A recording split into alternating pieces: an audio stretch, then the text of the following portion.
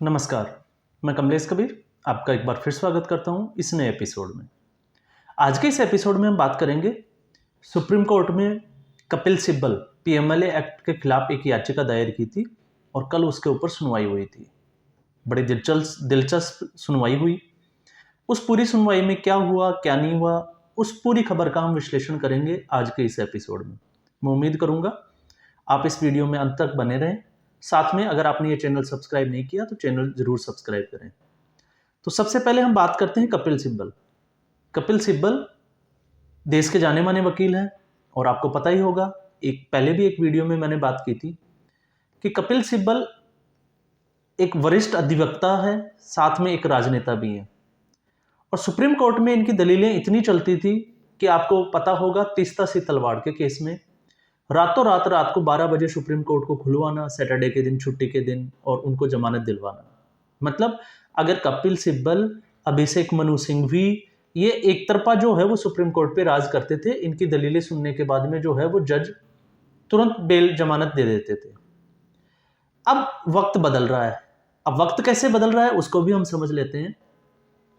आज से 20 साल पहले या 15 साल पहले जब घोटाले होते थे या कोई भी सरकार का नाम आता था तो आपने देखा होगा कि लोग राजनेता इसलिए बनते थे क्योंकि उन्होंने पैसे कमाने होते थे। और राजीव गांधी का वो आपको स्टेटमेंट तो आपको पता ही होगा कि हम 1 रुपये यहाँ से बेचते हैं, लेकिन वो धीरे धीरे घिसता घिसता जो है वो 5-10 पैसे के आसपास या 15 पैसे के आसपास जो है वो जनता के पास जाता है। बाकी जो है वो राजनेताओं की जेब में चला जाता है, भ्रष्टाचार की भेंट चढ़ जाता है। और भ्रष्टाचार के इसी भेंट जो पैसा जो है वो भ्रष्टाचार की भेंट चढ़ता था, इसको देखते हुए 2002 में अटल बिहारी वाजपेयी की सरकार ने संसद से एक प्रस्ताव, जिसको हम कहते हैं एक बिल पास किया, PMLA act, prevention of money laundering act, कि अगर कोई जो है वो गलत तरीके से अगर पैसा हवाले के थ्रू या कैसे भी अगर वो पैसा लेता है तो उसके ऊपर पीएमएलए एक्ट लगेगा। और ये किसने किया था? अटल बिहारी वाजपेयी सरकार ने, भारतीय जनता पार्टी की एनडीए घटक दल ने। अब कल जब इस पे सुनवाई हुई, और सुनवाई क्यों हुई आपने देखा होगा कि पिछले 2 साल से 3 साल से जो है वो ईडी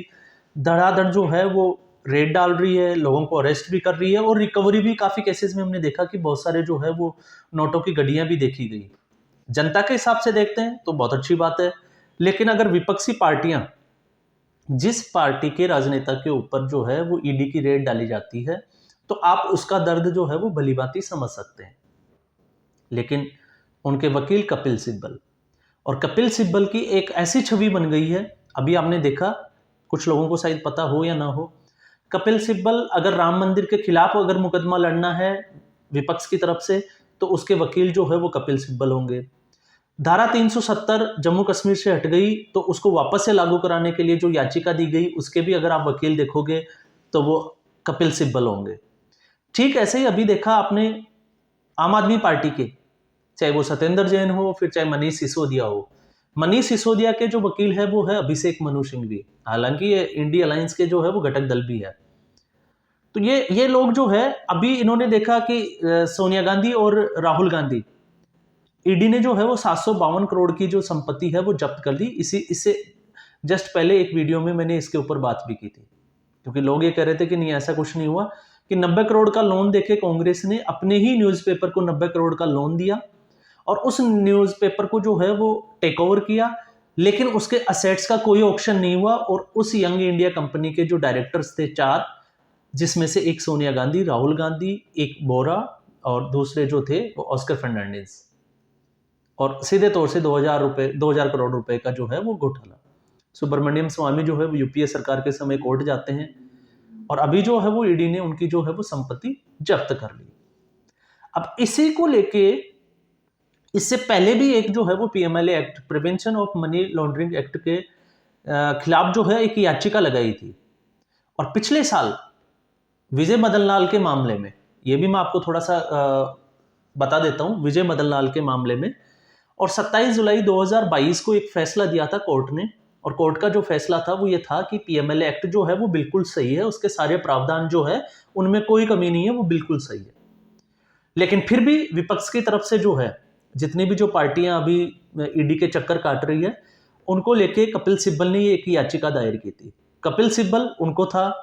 कि मैं कोर्ट जाऊंगा, कोर्ट में मेरी बातें रखूंगा और कोर्ट जो है वो मेरी बातों को टाल नहीं सकता। लेकिन इस बार कहते हैं ना कि कई बार जो है वो सुप्रीम कोर्ट लगा कि अब की बार जो है वो सुप्रीम कोर्ट ने भी कपिल सिब्बल को लात मारी है, और कैसे लात मारी है उसकी का हम देखते हैं। कल सुप्रीम कोर्ट की जो 3 जजों की संजय कौल जो न्यायाधीश है, उनकी अध्यक्षता में जो कमेटी थी जजों की, संजीव खन्ना और एक जिसको बेला एम त्रिवेदी,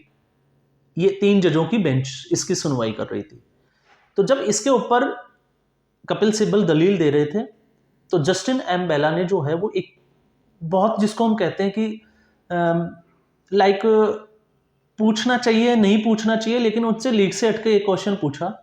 कि जब ये पीएमएलए एक्ट जब लागू किया गया था, जब ये बनाया गया था, लागू किया गया था,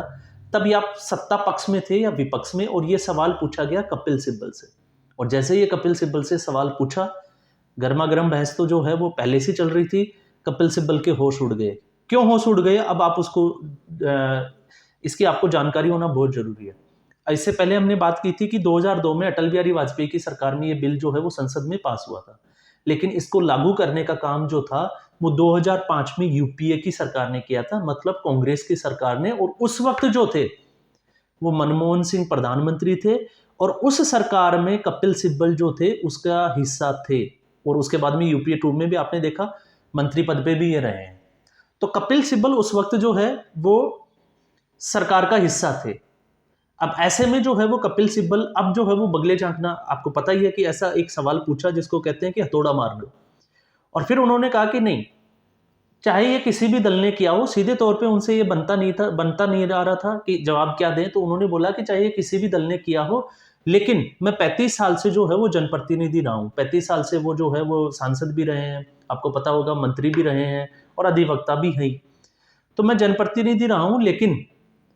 इसका ऐसा प्रयोग किया जाएगा, इसका कानून का ये इतना कठोर होगा, तो ये जो राजनीति है, प्रभावशाली जो राजनीति है, उसके लिए बड़ा खतरनाक है। और वाकई में खतरनाक भी है। क्यों खतरनाक है वो भी हम समझ लेते हैं, क्योंकि अब आपने देखा होगा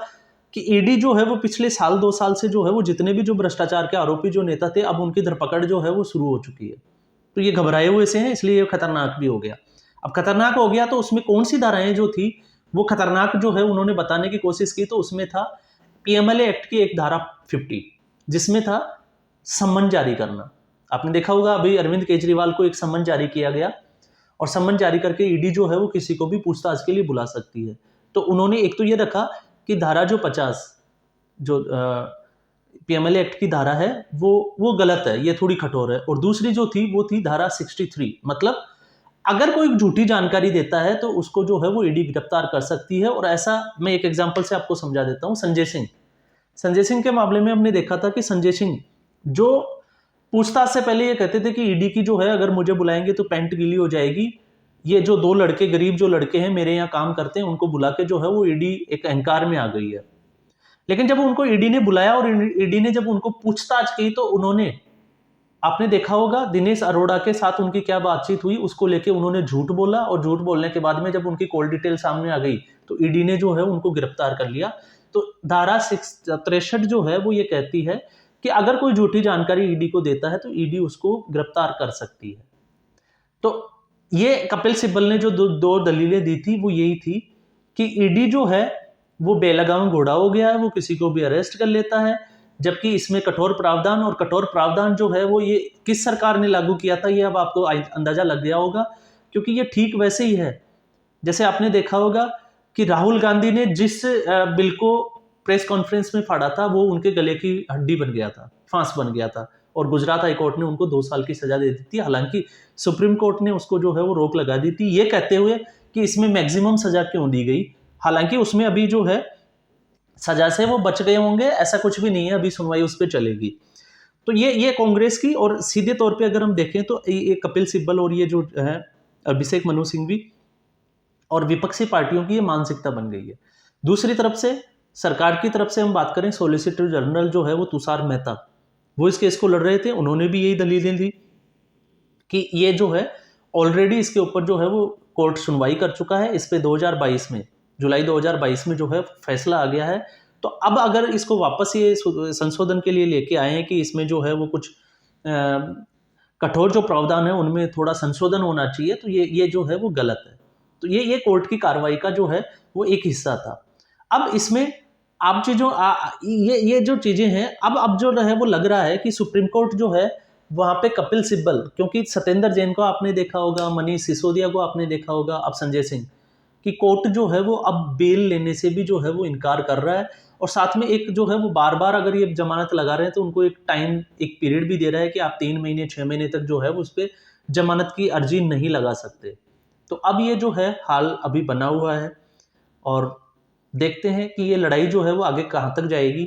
क्योंकि ईडी भी रुकने का नाम नहीं ले रही। अब अरविंद केजरीवाल का अगला नंबर है, और उनके वकील भी, आपको पता ही होगा कि जब कोई भी कंट्रोवर्सी जब होती है तो जो गलत पक्ष, जिसको हम कहूँगा, मैं यहाँ पे गलत पक्ष बोलूँगा, चाहे आप देखा होगा आपने कि अभी हमने देखा न्यूज़ क्लिक के जो थे यादव थे, एक दूसरे पुरकायस्थ थे, उनके सबके वकील भी जो है वो कपिल सिब्बल है। इसके अलावा हमने देखा महुआ मोइत्रा, उस केस में भी हमने देखा था। तो ये तमाम तरह के जो है वो इस तरह के जो भी याचिकाएं आती हैं, उन सब के वकील जो है या तो कपिल सिब्बल होते हैं या अभिषेक मनु सिंह भी होते हैं। और एक समय था भी जब ये जो है थे वो एक तरफा राज करते थे, और जब चाहे जो है वो सुप्रीम कोर्ट से जमानत ले लेते। लेकिन अब जो है वो हालात बदल रहे हैं, और हालात ऐसे बदल रहे हैं कि विपक्षी पार्टियां जो है वो कहते हैं ना कि ना हंसते बन रहा है ना रोते बन रहा है, करे तो करे क्या।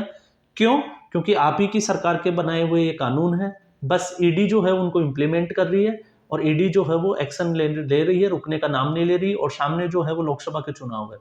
तो ऐसी स्थिति में अगर ईडी किसी को ऐसे आरोप में गिरफ्तार करती है तो उस पार्टी का क्या हाल होता है, ये आपने आम आदमी पार्टी को भी देखा ही होगा। तो आज के एपिसोड में बस इतना ही, फिर हम एक नए एपिसोड के साथ हाजिर होंगे। तब तक के लिए धन्यवाद।